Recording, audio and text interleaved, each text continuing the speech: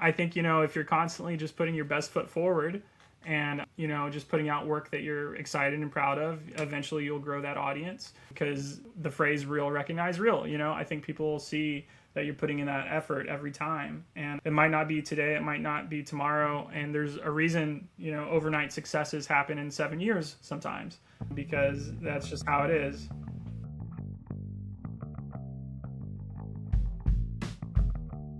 Hello folks, and welcome to Author Adjacent, a show about the journey from hobbyist writer to professional author. I'm your host, Michael Vadney. I'm sitting here with GJ Terral, author of the Binding Tenets Trilogy, which I happen to have one right here, it's amazing, and the upcoming He Who Ate the Wild. Welcome to the show, Greg. Yeah, thanks for having me. I feel like it's been a long time coming, so I'm excited to be here. Yes, ever since that unboxing, I entered a contest that you were giving away a book, and we did the unboxing. This is still my favorite box. We were talking about this a little bit before the show, but this is still my favorite box that I've ever opened a book for, just because it's very intimidating. Yeah, right from the get-go. I love that. Yeah. Like, it has an effect immediately. Yeah, I think... Because if I remember correctly, the giveaway was just book one. Was that? Yes. Right. So unfortunately, I think part of the issue, not issue, but part of it is that, that character really doesn't make a big splash until book three. And so you're hit with this very animated villain type character. And then it's, you get some antagonists obviously in book one, but it's a little bit more subdued than what that initial splash image might kind of conjure up. But yeah, putting together the boxes, we talked about very briefly, is really fun. And I encourage you, if it's within your budget, give it a try, because there's a lot of really neat things you can do, just putting together book mail for people. So. Did you end up doing that for all of the books that you sent out, or was it just for the contest? It was a learning process with all the books. So like Bloodwoven, the first box that I had made was, and I might still have a version of it somewhere that I can pull out, but it was more of a sort of form box. So it was still designed on the outside, but it wasn't really unique at all. And then, so it had like a tagline, which is Bloodwoven's tagline, lies woven in blood are lines waiting to be crossed. And that, so that was on the box, but it wasn't half as unique as like the final iteration that I went with. And then book two, I was in Japan like the month before launch on a vacation with my wife, and then getting ready for launch, I just was like, it's book two, nobody's really going to care about it, so I didn't do like a big rollout or anything. And then to celebrate the end of the series and coming to an end, I was like, you know what, let me do another box for book three, so all book threes and any orders right now that come from my website are shipped out in that box, because I have like maybe 20 of them left, like 15 or 20 boxes left. Nothing too crazy. Oh, that's still pretty cool. Like, that box is very beautiful. And you have a Kickstarter going on right now for He Who Ate the Wild, correct? Yeah, and I just hit 75 pre-launch followers, which feels pretty good. I'm hoping we're not launching until mid-March, like the second week of March. So I've got basically a whole month to go before it goes live. So I'm hoping to get, 100 maybe pre-launch followers. We've been trending pretty well, so we'll see.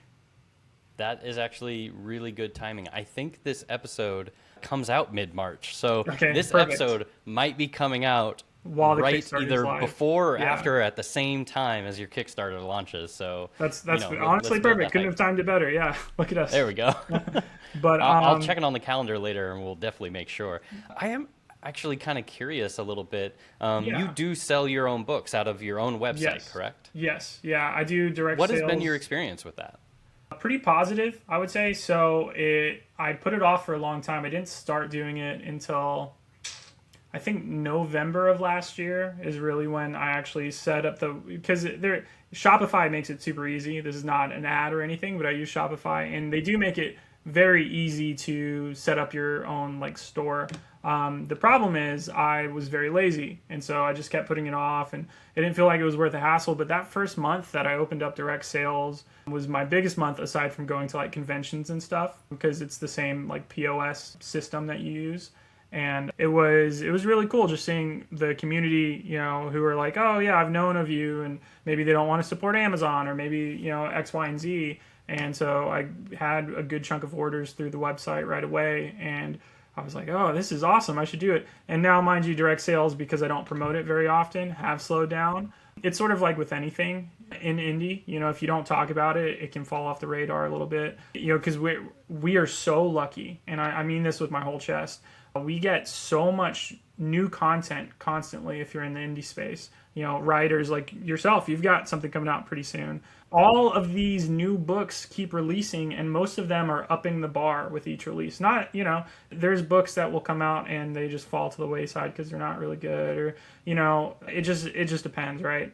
But we are constantly seeing better and new books come out, and it's because I've talked about it with ZB Steel.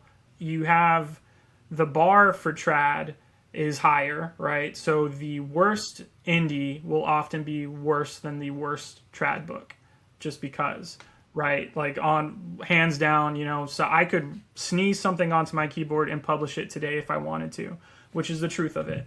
But that being said, the best indie competes with the best trad, hands down. And you see that reflected in sales. You see that reflected in indie authors getting picked up for traditional teals because they're now bringing those audiences with them, things of that nature. Like Maurice Offridge, he got offered that, an excellent, his book had a stellar release. He put his whole cards on the table from the get-go, and it really paid off for him in an excellent way. And then, because it's the right path for him, he decides to go traditional. And, I think one thing I would say to any authors considering to make the jump is just make sure it's the right choice for you, because not all deals are created equal. What works for one person might not work for you. And just, a trad deal isn't everything, but if it's what you're trying to aim for and it works best for you, then absolutely pursue that. I know quite a few indie authors who are, either in works with agents, talking to agents, so on and so forth. So there's this interesting hybrid model that is growing out of the community at large, where people are either starting indie and transitioning entirely to traditional, like we're seeing with Maurice, where he's doing a re-release of Cello's Gate. Cello's Gate. Beautiful like green variant cover versus the red, right? I think it was like a pseudo red. The art's very similar, but just a little bit different, like tweaked. And they're both green. Like, I have a copy of his original indie release one over there. And it is a beautiful green cover, and I saw the new one that they released as a cover reveal, and I'm like, it still keeps the same energy. Yes, it does. But it is distinctly different. Yeah, it so looks I think more they're like, trying to make that cut difference. Like a variant, like sometimes you see like in trading cards, variants are like a very common thing where it's like, oh yeah. So that's what it makes me think of. Like, if they did a great job keeping, like you said, the aesthetic and sort of core idea of that cover, but making it into like an alternative, which I think Cahill, right, with all his releases from the Broken Binding, like those are all just a bunch of different colorways, which you've seen in like sneakers for a long time, like sneaker collections and stuff like that. So it's like, it's the same book, but just tweaked. It's different. And so I think that's really cool. But you're right, you're seeing a lot of hybrid right now. And so initially I think it was mostly like trad authors doing indie at their own pace. And now you're seeing the pool kind of mingle more, where indie authors are getting picked up for trad at a higher pace than they had before. Or maybe it's just more known that they are, right? Is like one of those things, is it actually increasing, or is it just more on everybody's radar? I don't know. I don't have the numbers. I'm not, I've got no clue. If a trad deal came my way, if it was right, maybe. But Bill Adams, he beta read He Who Ate the Wild, and he was like, hey man, I really think you should run this by agents. And I did the query trenches for Bloodwoven back in late 2023, because I published in summer 2024. So I was in the trenches for like the better half of 2023. I got one full request. I got a revise and resubmit on my biography, which I was like, I don't know. They were like, hey, I really want to forward this to this agent, and I was like, I don't know if I want to go. Like, I just felt, I don't know. I was being so obstinate. I was like, I don't want to revise my biography to make it more interesting for you. If I'm not interesting, I'm not interesting. I don't know what to tell you. But yeah, so I've been through all that, and I was thinking, I don't really want to deal with that, you know? And I had been talking to some others about Kickstarter and the benefits of like doing a launch through that with like maybe a special edition, and just decided I'm not even going to bother querying He Who Ate the Wild. If it becomes successful, agents can come to me. If it doesn't, then I will keep doing what I do happily, you know? And I was talking to some other writer friends actually about this last night, where creating a backlog is the most guaranteed path of success for indie authors, is just having a number of books. Because if you do this long enough, you continue to push the marketing and do the sales, and you come out with new books, which then promote your old books. It floats you higher and higher onto the success train that you're trying to hop onto. Right. I mixed up not a lot of analogies there, so thank you for hanging on to that. No, I fully agree. I think having a backlog is pretty important, because at the end of the day, it's a numbers game. You never know what really will be successful. And I'm not one to say like throw everything at the wall and see what sticks. I sort of disagree with that, because if you're throwing everything, you're probably going to throw some like turds up there too. And guess what? Shit will sometimes stick to a wall. So I guess that's good. But I think, you know, if you're constantly just putting your best foot forward and, you know, just putting out work that you're excited and proud of, eventually you'll grow that audience, because the phrase real recognize real, you know, I think people will see that you're putting in that effort every time. And it might not be today, it might not be tomorrow. And there's a reason, you know, overnight successes happen in 7 years sometimes, because that's just how it is. Oh, that makes a lot of sense. And that's a good attitude to have, especially when this is like a marathon. We're in it for the long haul. Yeah. Very rarely does someone show up on the scene and just blow up instantaneously. Make a splash. Yeah. Yeah, I mean, it can happen, but, you know, we had just mentioned ZB. You know, he had For a Few Days More as his, like, debut, his first book, and it didn't really have a lot of traction, but he stayed in the community, kept writing. His second book, you know, second series that came out, you know, Whispers, has done astronomically well, especially compared to his first project. And that's, I mean, you just never know what's going to take off. And I really do genuinely think, as long as you keep trying, like, you know, it also depends on what you define as successful, right? Like, if you sell 100 books, are you happy? If you sell 1,000, are you happy? Is your happiness and your feeling of success when you go to like a convention and you meet people and make new fans and stuff? It really depends on what you're looking to achieve. For me, I want people to be like, man, that guy can write. And here recently, I've been getting more of that, and that's all I really want. It's just, you know, acknowledgement. So, and that's been cool to see, you know, people with He Who Ate the Wild. One reviewer was like, this is not my kind of story, but I can say without a shadow of a doubt, like, GJ Terral knows how to write. Like, he can write very well. And so it wasn't necessarily up their alley. It was still, they still enjoyed it, but it wasn't something that they would normally seek out. And so that was cool, just to get that acknowledgement where it's like, okay, even if it's not for them, they can acknowledge that it's well written. That's like a milestone, especially when I was younger, just, you know, writing for the fun of it. And I would send first drafts to like friends and family, and they'd be like, hey man, maybe hammer this out a little bit before you send it. Maybe a few more passes before you just rip it on out of there. Yeah, I would tweak like a word in a sentence and send them the new Google Drive link, because like I didn't realize that you didn't need to do that with Google at the time. So their emails were just filled with garbage. Like it was pretty bad. But you know, that was like 2019, 2020 when it was just before COVID when I started writing for the first time. Like seriously again, because I wrote back when I was younger and stuff, and then life just got in the way. And yeah, I started with a D&D campaign because I was DMing for my friends, and they were all like, hey, wow, this is great. You should write a story. And then I wrote the story, and they were like, hey, man, don't send us this anymore. And I was like, okay, I gotta clean it up. They were a lot nicer than that, but I just ended up trunking that. It got to 50,000 words, and I trunked it.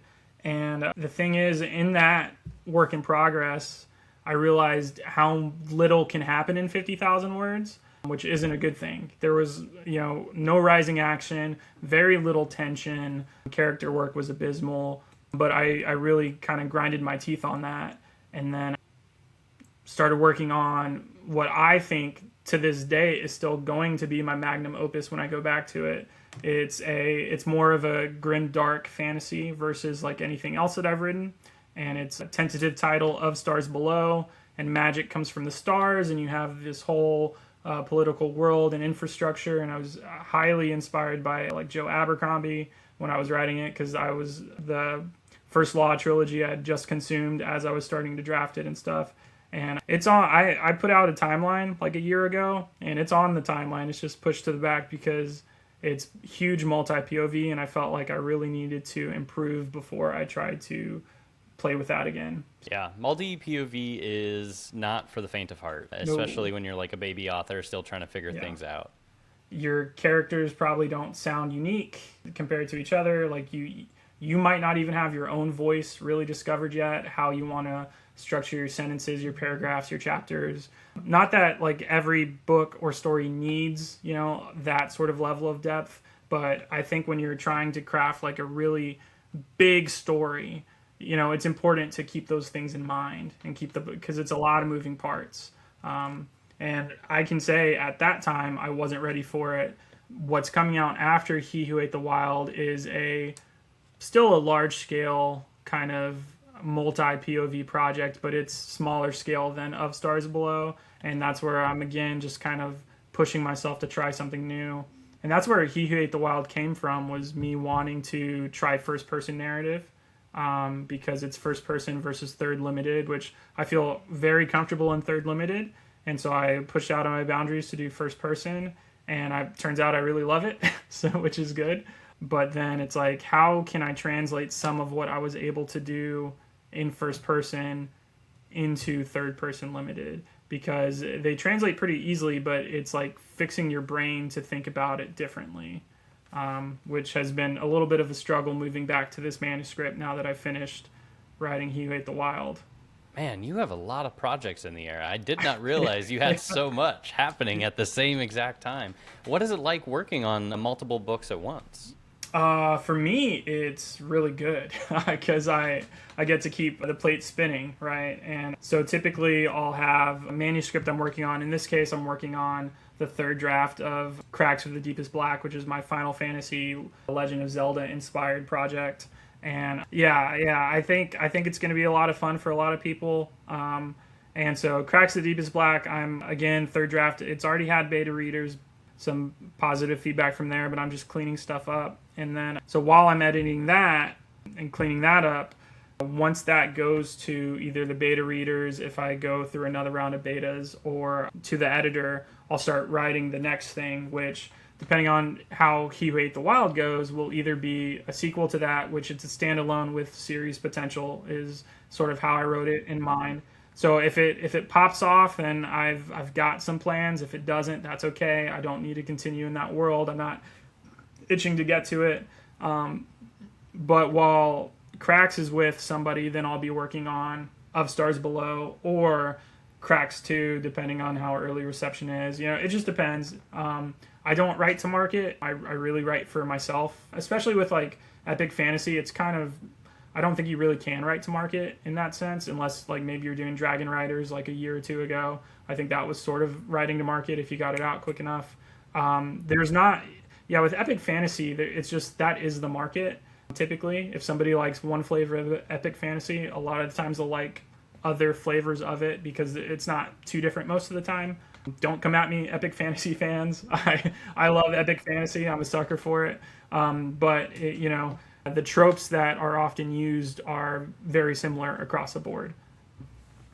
But yeah, so that's what I do. I work on one, I send one to the next stage, whatever that next stage is. Sometimes that next stage is just leaving it off to the side. If I don't have beta readers lined up or I don't have an editor lined up yet, I'll just take a break from the manuscript, leave it for 2 to 3 weeks. That's what I do with first drafts. I don't send it out right away. I'll work on it, set it off to the side for a month while I play with something else, and then come back to it. So with the Binding Tenets Trilogy, Bloodwoven, and sequels, I basically had one book finished every time I released the other one. It was just going through like beta phases. So Bloodbound was written before Bloodwoven came out fully. It just hadn't been like beta read and edited. And then, so the books just sort of leapfrogged And I'm slowing things down though now because I do have a child, so I'm not. Yes, Yeah, congratulations, by the way. thank This is your first, right? yeah, first child, and That's she is amazing. so sweet. She's just a month old now, and He Who Ate the Wild is dedicated to her because I've dedicated so many books to my wife and my family and friends, and I think Bloodless was dedicated to me. I was like, this is the end of the trilogy. I'm dedicating it to myself, but He Who Ate the Wild is for her, especially because at its core, it's a story about knowing who you are, finding who you are, and like not being afraid to walk off the path if you have to. And so, I'm really hoping that when she's older and she can read this, that she looks back at it and, it's like, wow, my dad can write. That's amazing. Oh man, I'm super hyped for you. And again, congratulations.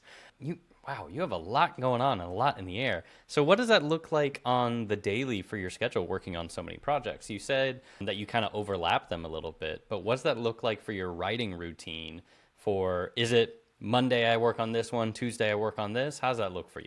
So in the olden days, when I first started, I Pre-baby. would, yeah, I would, on my lunch break at work, I would work on one thing. And then when I got home, if I had free time, I would work on a separate project.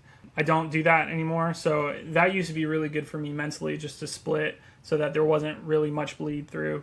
But nowadays, I'm only working on, really one thing at a time until it's in that next phase. And my routine is essentially I go to work, I work, until my lunch break, I scarf down my lunch, and then on that hour, 45 minutes at that point, work on whatever I'm working on at the time. So, start, because I just work at a computer, so I'm just on my lunch break just writing. And then I get home. Once we get a routine down for my daughter and my wife and I, like a real routine, we'll see how it's looking. I wrote a little bit on the couch while she was on my arm yesterday, but for the most part, I'm just not even worried about writing at home because I can just do it at work. I'm really fortunate to have that routine that I've had for many years now where it's like, hey, I'm just going to put my headphones in and I'm just going to, focus while I'm at work. A lot of people don't have that luxury. A lot of people might struggle, but if you work at a job where you're at your computer or can have a computer, I highly recommend just trying to carve out, because I know a lot of people just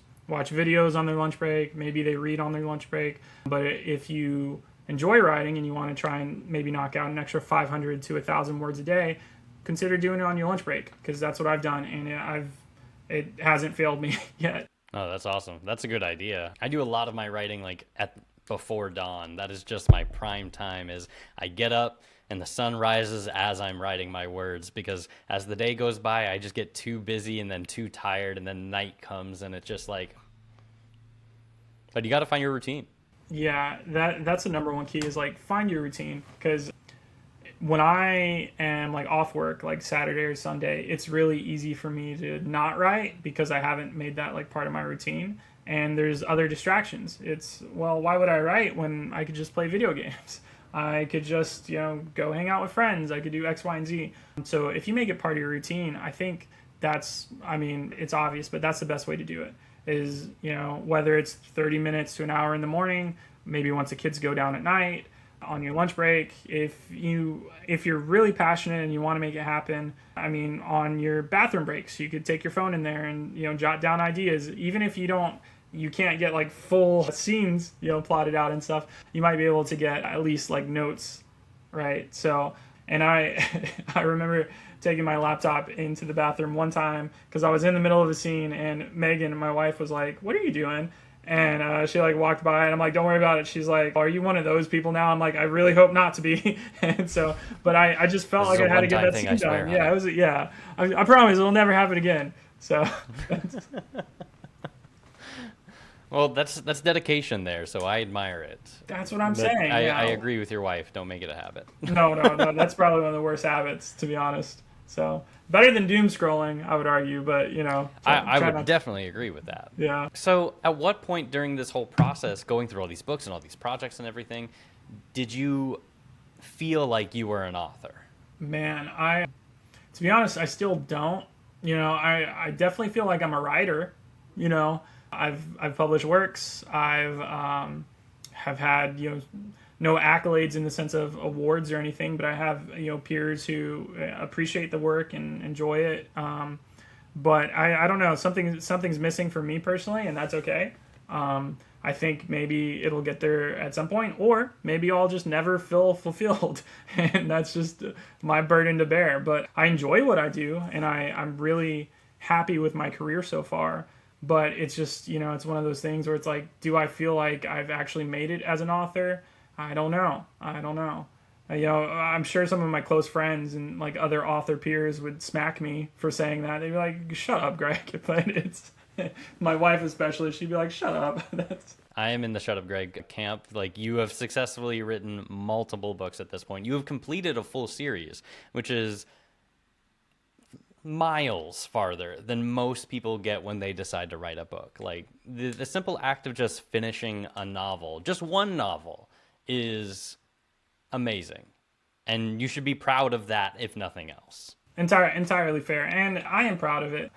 It was such an emotional thing finishing the Binding Tenets trilogy, because I had been with Lynn at that point for like 2 years as a character, and let me just say, I mean, he goes through it, and that's my dog, but he goes through it, and from start to finish, and it's just one of those things where submitting it and finalizing the trilogy was just, it was like a weight lifted, because I was like, oh, I'm done. Now I can work on something else, because I don't like the idea of, and I know other authors who are doing it or thinking about doing it, and it's completely fine for them, is, their series isn't getting a lot of traction or something, it's not popping off, and maybe they have another 2 to 3 books planned in it, and they just stop.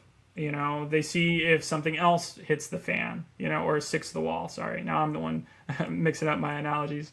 Yeah, they see if something else sticks to the wall, and no shame there. I don't think there's anything wrong with that. The Binding Tenets trilogy, each book is only a little over 100,000 words, which, to non-writers isn't crazy for fantasy. That's on the lower end. But it is single POV, so that's one of the reasons. But it wasn't like a very intensive thing for me to get it finished, just because, 3 of my books are still shorter than like one Brandon Sanderson novel. So if anybody decides that they don't have it in them to finish the series, or they want to put a pause on it, it's completely okay. I just don't like starting the next thing until I have, something done. And for books that can work as like series with standalone potential, obviously there's more wiggle room in that, but I don't know. I do feel proud of what I've accomplished. I just, am I an author? That's in my mind, you definitely are, but I do think that is up for each individual to really decide and accept that within themselves. Like, maybe maybe I'm author adjacent.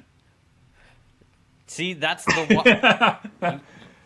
Perfect. That's why I named this show Author I love the name is of because your show. I wasn't there yet. It's so good. No, it's a good name. I like it. Yeah. Especially because it, as a title, right, it encapsulates way more than just like, you get it. You pick the freaking name. You understand. But, it's everything adjacent to being an author, not just the authorial act. So, yeah. Super dig There's name. a lot. And yeah, I will tell my wife you said that, because she's the one that came up with it. So it's a good name. Thank you, honey. So when I first started, before I even published a book, I was thinking I would do, and again, this was like 2018. I was like, I could start a YouTube channel. I could do different things. And so if you follow my socials, I've changed most of them now. Some of them I don't. I think maybe Twitter I haven't changed, or X. But my old handle for a lot of stuff was Statmo, and it was short for Stationary Momentum, and it was spelled at like pen, stationary, pens and letters, and momentum. And so it was a play on word, because I thought I was going to do this whole branding thing and, make a channel and a group and stuff, and it would be, the writing process and books that came out that I like, sort of like, Daniel Green and how he was doing like fantasy news and all those adjacent things. And I ended up not doing it because I recorded one video, and we lived in an apartment at the time, and the acoustics were terrible. And in the video, I probably said more times than I've said during this interview, but I said it probably 30 times in a 15-minute like introduction video. It was a lot. It was hands down terrible. But I was excited, and I showed it to my wife, and I love my wife to death. But I showed it to her, and she looked at me and she said, "Did you use a script?"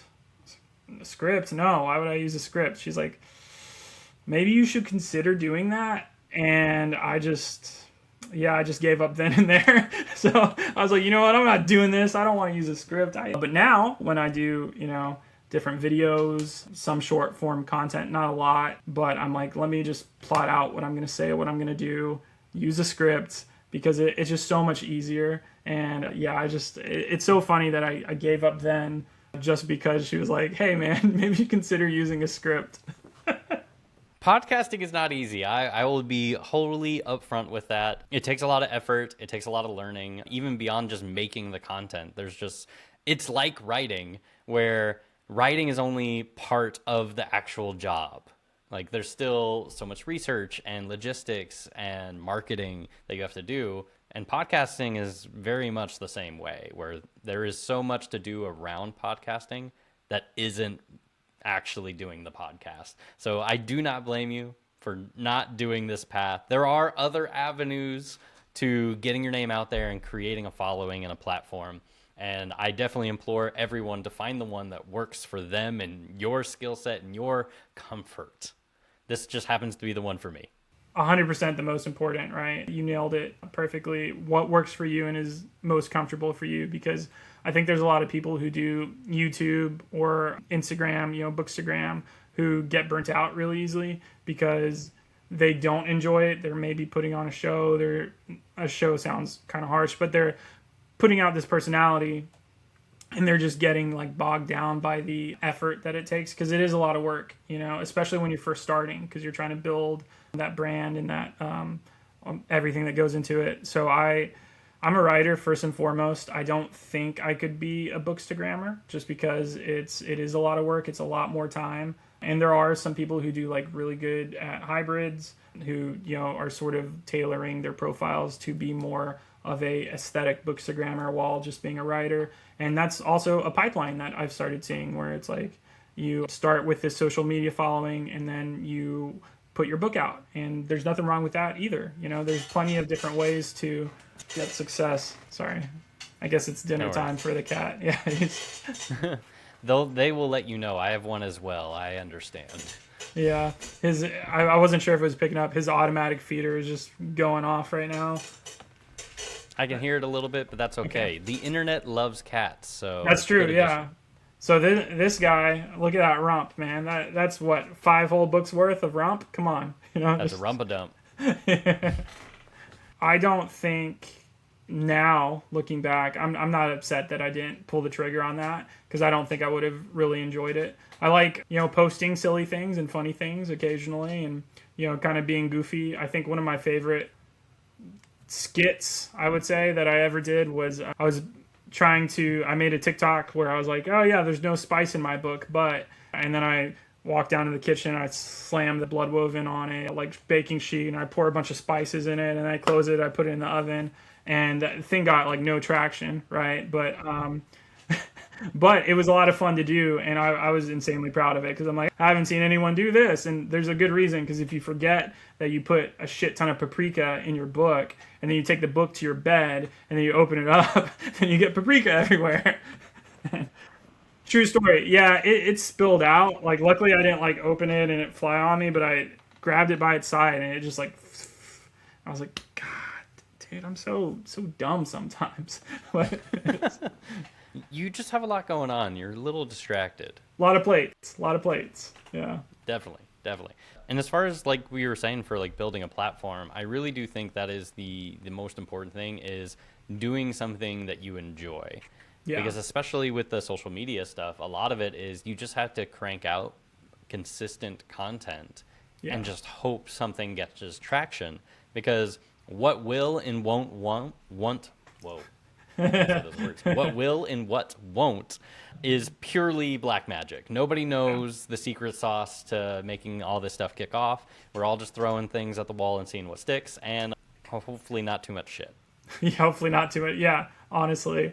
My best post, I think, basically ever on Instagram. So Dave Lawson has been doing an excellent job of sort of curating his Instagram to be a little bit more aesthetically like bookstagrammer, but I think he does a good job of like making it pretty obvious he's still a writer foremost. And so it was his idea. I sent a picture of me and, Stella to the group chat or something. And I was like, hey guys, and Dave was like, oh, you should make a reasons why you shouldn't support my Kickstarter. And then the next slide will be, a picture of you holding Stella. Like, why would you swipe, you monster? Which I've seen that format done with like the dogs and stuff, like reasons you shouldn't give your dog a treat, and I was like, oh, that's hilarious. And that has been hands down my most popular post, like so much interaction, engagement, people commenting and stuff. And it was just kind of a silly post that you throw out and it stuck. Yeah. And a lot of people saw it, and I was like, you know what, I'm gonna make this into an ad, and if that takes off, then good, because the more Kickstarter pre-launch followers the better, just for eventual conversion when it starts.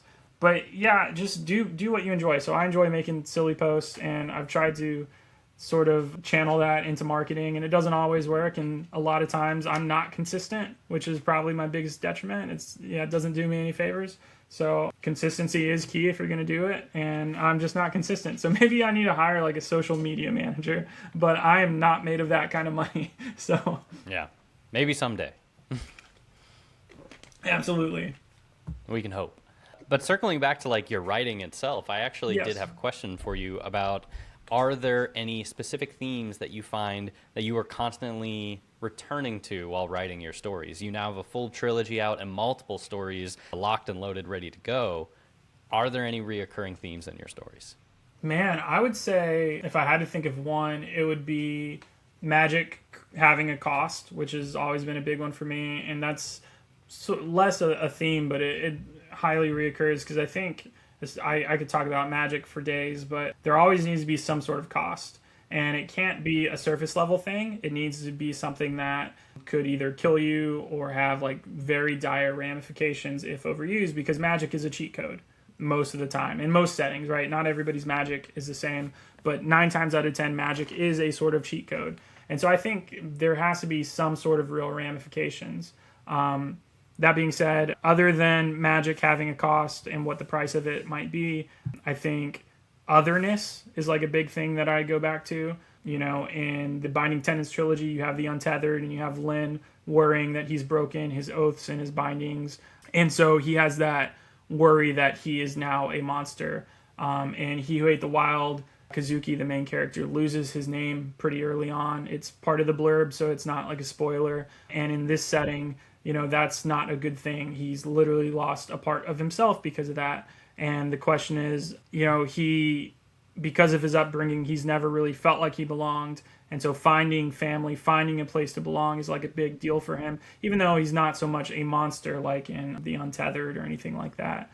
Other than that, hope. As dark as some of my stories do get, there is still that element of hope. That's why I think like, if I don't really write grimdark most of the time, and even Of Stars Below that I say is, probably more grimdark just in setting, it's still very much like noble bright to its core, because I think you got to have that hope. You have to have that kind of desire and drive that good things can happen and will happen. And so I would say those are the 3 main things that tend to kind of bleed into all my work. He Who Ate the Wild was a little bit different just because I've said it kind of everywhere, but it was heavily, it was definitely inspired, some would say heavily, by Princess Mononoke. And so those themes of like nature versus man, the gods and spirits, and it's just because of how much that film actually borrows on like Japanese folklore and mythology. And so you see some of that in He Who Ate the Wild. And some of the influence becomes pretty clear. But I would say that's it. Yeah, those probably 3 main things. I ramble a lot. I'm sorry. No, you're fine. I like rambling guests. It makes my job very easy. So, continue to ramble on. But we are nearing the end of this episode, so I have a few more questions I do want to get to. I'll promise. No. Take your time. You got this. Okay. But looking ahead, what excites you most about like the next stage of your author journey? I would say looking forward, like looking ahead, it's I obviously first and foremost is getting the Kickstarter off the ground, seeing how well that eventually does, and just beyond that is the actual full launch of He Who Ate the Wild. And I'm really hoping that causes some waves, because it's not, I think it's pretty unique. I haven't seen a lot of stuff like it. You got Blood of the Kami and Voice of the Kami by Baptiste Pinson Wu. I hope I'm not butchering his name. But even that, it's quite different from He Who Ate the Wild. So I'm hoping that I make some sort of splash with it, just for how unique it sort of is. But then beyond that, in the years to come, Cracks of the Deepest Black, if that does well, Fractures of the Brightest Depths, which would be its sequel, because I love naming things ahead of time, Of Stars Below, Of Lies Above, which that's always been a planned duology, but it's kind of a big beast, so it might have to be multiple books. The Binding Tenets Trilogy, I have an omnibus cover designed. It's just I don't have the audience to support like a big special edition. But with this Kickstarter, if it goes well, I might be finding an audience for special editions, right? So it's a lot of things in the works. And I think what I'm looking forward to most is just, I always like to look back and think like, who have I met in the last few years and who will still be there in the next few? And I wish I could take credit for that, but I think it's from a Death Cab for Cutie song, like reminiscing on the past and who they've been in the last 5 years and who they'll be in the next 5. But because the landscape is constantly changing and you never know who's going to come and go, and you might find your next favorite author next year. Like, you just never know, emerging talent and stuff like that. So I'm just excited to keep plugging away, really. Yeah, and you have a lot of irons in the fire. Like, it's very exciting. I wish you the best with all this stuff. So coming up on our final question then, what advice would you share with aspiring authors who are just beginning their writing journey? Pretty easy. Like, don't give up. You can't edit words that aren't there, right? Is the truest thing I've ever heard. And so I don't go back and repeat things.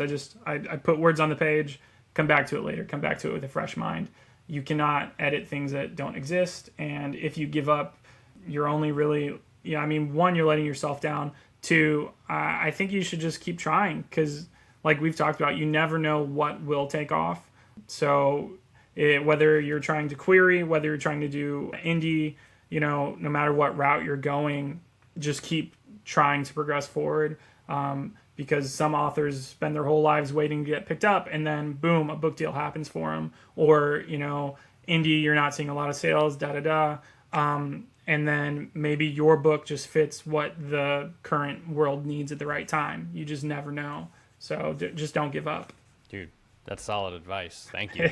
It's pretty standard, I think, but it's best advice I've heard. So no, I think the simple stuff is what can feel the most impactful sometimes, like especially like in stories when you just get that simple sentence that has like 5 words in it that just punches you right in the gut.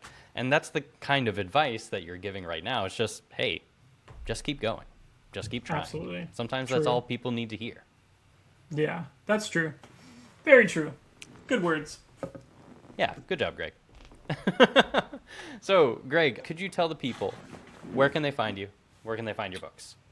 Yeah, so you can find me on most socials. GJ Terral Writes is what I changed most of them to, if not all of them. I think I'm on Blue Sky, X, Facebook, Meta, IG. Sorry, I've been dealing with ads a lot, so Meta's just in my brain.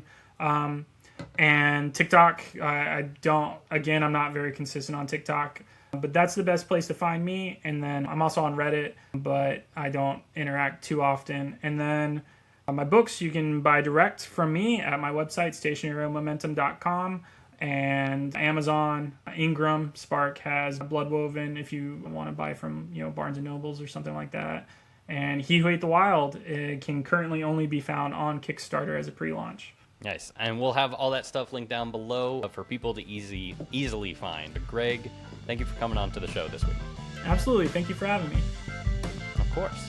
And folks, until next time, let's be author Jason together. See ya. We did the thing. We did it. Oh, man.